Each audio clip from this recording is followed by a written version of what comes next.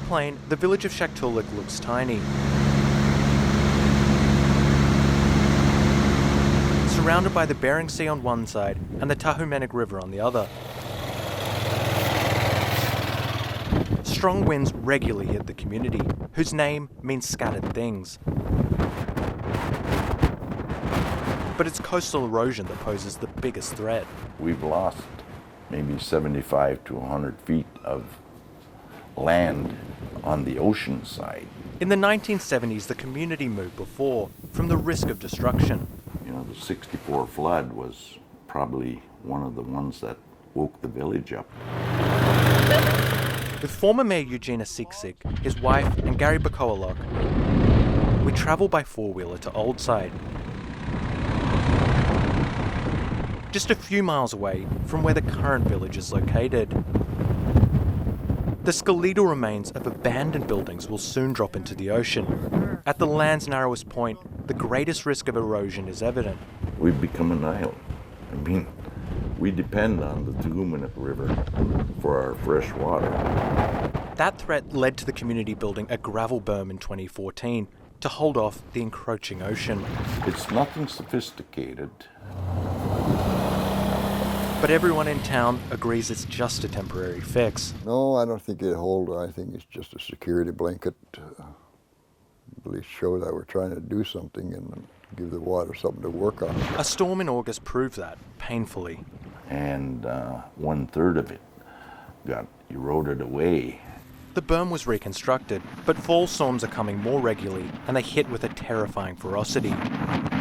Huge driftwood logs are tossed around like toothpicks. These storms, when they do occur, they hit at night. And a lot of times there's ice in the river, and that would make it very, very dangerous to try to evacuate by boat. Community members stay up with spotlights, watching to see if the water breaches the berm. Usually there would be a natural protection. Sea ice does play a significant effect in helping to keep the water down. The ice and slush can halt the potential for damage, and that's where climate change comes in. Sea ice would start forming about this time of the year. Last year we didn't get any ice till it was February, and that was very thin, and it was wind blown, so it was always blown away.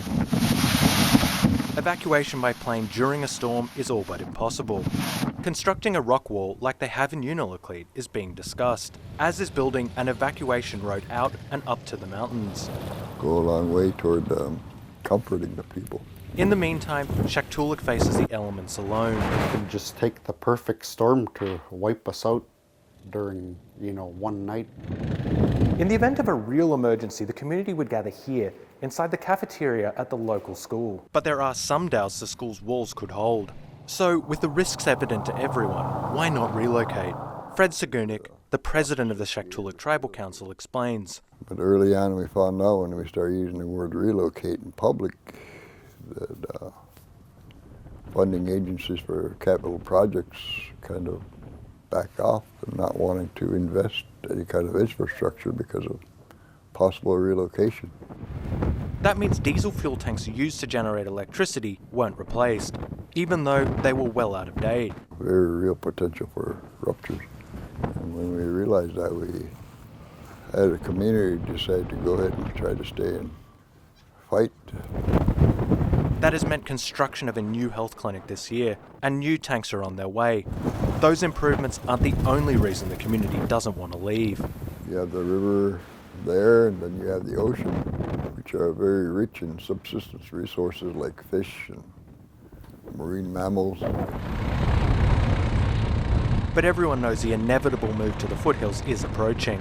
And I like living here, but I think for the future of our children and their children, it might be better to just move. Which could give this vulnerable village and its 250 people the sense of security it needs. We all have a right to safety, to live our lives free of fear. Reporting from Shaktoolik, Sean Maguire, Channel 2 News.